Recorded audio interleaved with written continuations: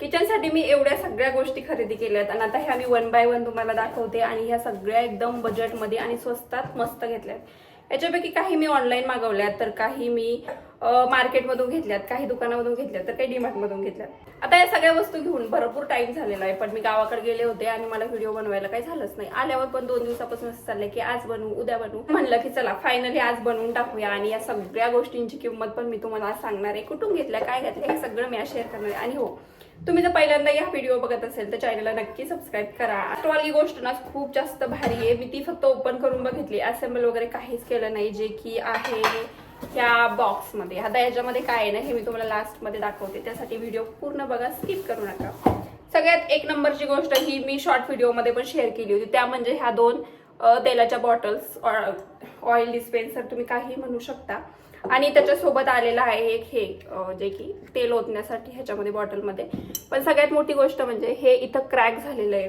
आता हे क्रॅक झालं ना तर मला हे रिटर्न करायला टाइम भेटलाच नाही. मी ह्याच्यानंतर दुसऱ्या दिवशी लगेच गावाला गेले हे पार्सल आल्याच्या नंतर, आणि मला ह्या रिटर्न करायला काही टाइम भेटलाच नाही. ह्या मला 169 रुपीजला किंवा 190ला अशा काहीतरी पडल्या होत्या, ज्या मी फ्लिपकार्टवरून मागवल्या होत्या. आता फ्लिपकार्टची क्वालिटी पण मला असं वाटतं एवढ्यात चांगली येतच नाही. माझ्यासोबत तर नेहमीच असं घडतंय, मला काही ते आवडलं नाही. याच्यापेक्षा एक बेटर ऑप्शन आहे की तुम्ही डीमार्टमध्ये नक्की बघा. डीमार्टमध्ये एक 159 रुपयाला एवढी छान बॉटल आहे ना, जी मी शेअर केली होती आणि मी इथं साईडला लावेल पण इथं कुठं तरी त्याचा छोटासा एक शॉर्ट व्हिडिओ. एवढी भारी तेलाची बॉटल आहे ना मला ती आवडली. मला असं वाटलं पण आता ह्या मी यूज करणार आहे, जेव्हा ह्या खराब होतील तर तेव्हा मी ती हे करणार. आता ह्याचं एकदम म्हणजे कामातूनच गेली आहे ही बॉटल. आता ह्याच्यामध्ये मी मनी प्लांट लावणार आहे आणि फक्त ही मी यूज करणार आहे. म्हणजे ही एक बॉटल मला पडली 200 रुपयाला. त्याच्यामध्ये पण क्वालिटी अजिबात चांगली नाही. ह्या खालच्या बॉटल चांगल्या आहेत, पण हे जे वरचे डिस्पेन्सर आहेत ना अजिबात चांगले नाहीत. मी बघेल तसे भेटले एवढे तर, पण शक्यतो मला असं वाटतंय की नाही भेटणार.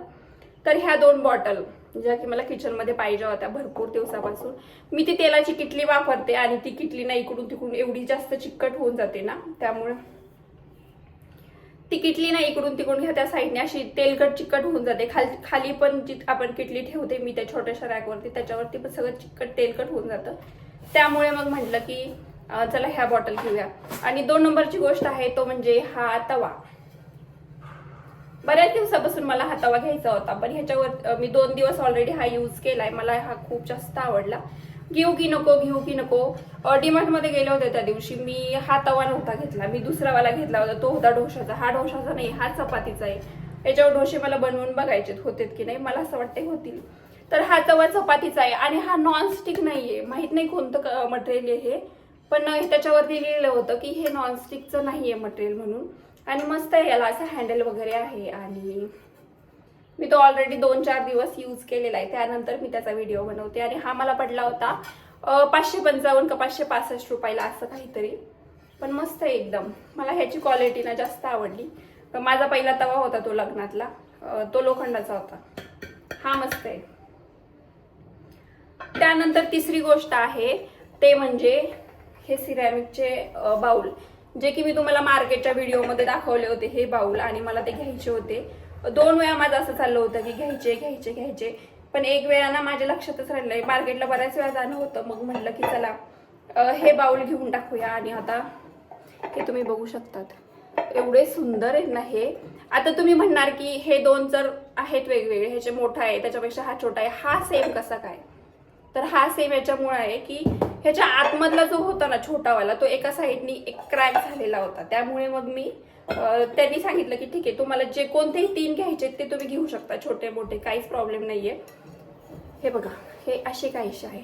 आणि ह्याची मी ऑनलाईन प्राइस चेक केली फ्लिपकार्टवरती, 600 650. आणि ती हे मला मार्केटमध्ये, पिंपरीच्या मार्केटमध्ये मुंबई बाजार म्हणून एक दुकान आहे, एक शॉप आहे, जिथं की सगळ्या वस्तू भेटतात. 20 रुपये, 30 रुपये, 10 रुपये. काचेच्या वस्तू, स्टीलच्या, लाकडाच्या, ॲल्युमिनियमच्या, त्यानंतर प्लास्टिकच्या, अशा सगळ्या वस्तू तिथं भेटतात. ते मुंबई बाजारचे दुकान असतात ना, तेच दुकान आहे तिथं.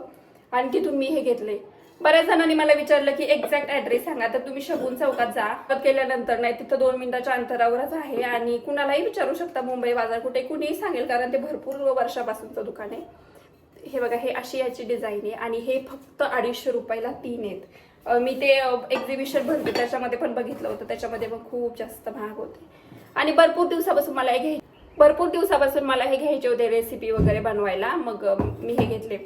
तुम्हाला तिथं जर कुणी घेतलंच तर तुम्हाला व्यवस्थित चेक करून घ्यावं लागेल, कारण इकडून तिकडून टच असं एकदम प्युअर किंवा एकदम मस्त पॉलिश किंवा असे जास्त भेटत नाही तिथं. म्हणजे भेटतात, चांगलेवाले भेटतात, पण बघून घ्यायला पाहिजेत.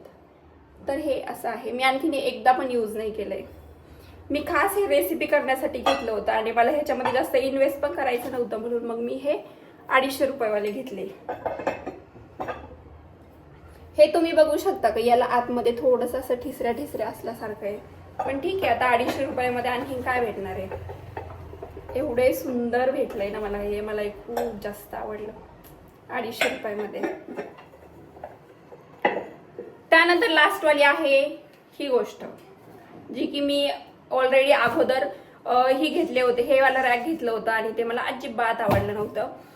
म्हणजे ते मला खूप जास्त छोटं वाटत होतं, म्हणून मग मी घेतलंय हे वाला रॅक. आता हे रॅक कसं आहे काय आहे ना, मी तुम्हाला ओपन करून दाखवते.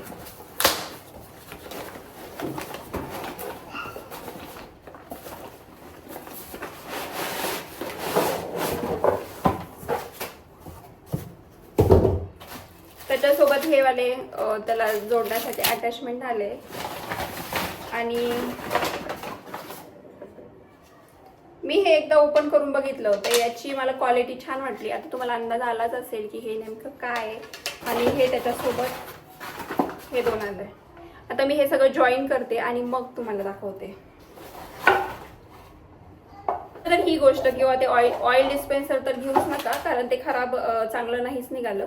आता हे मी लावून बघते किचन मध्ये की हे कसं वाटतंय. मला तर हे आवडलं, ओके वाटलं. आणि मला हे पडलं 300 रुपयाला.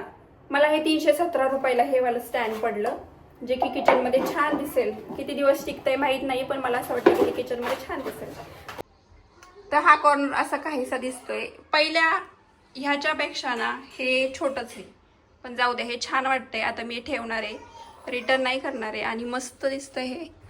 याची क्वालिटी पण बऱ्यापैकी चांगली आहे.